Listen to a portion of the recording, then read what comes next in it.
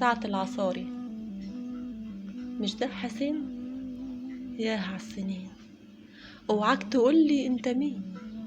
النخلة والدوم والقروش والمريالة واللعب بالمراجيح ورسم المنقلة، وقت المطر والطين وعصرية زمان، صوت الأذان، ريحة الغدا، صوت أمي مع صوت الندى يا محمدين.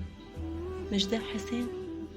والسوق وعم أحمد وبياع العصير، نداغة وبونبوني وسكر في الفطير، نفرش ونقعد أو نذاكر على الحصير، نرسم نجوم وننام ونشكر ربنا. وحشتني تاني المريالة والنخلتين والفسحة مع صوت الجرس، واستاذ سعيد وعصايته أيام الحصص. مش ده حسين؟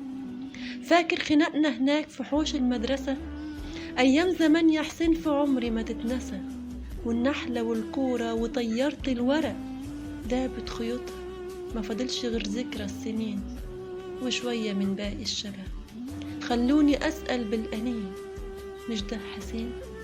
ورجعت تاني للحواري الضيقة وما بين وشوش تايهة وماليها الشقة، وفرت كل الأسئلة إلا سؤال: بيتنا القديم عنوانه فين؟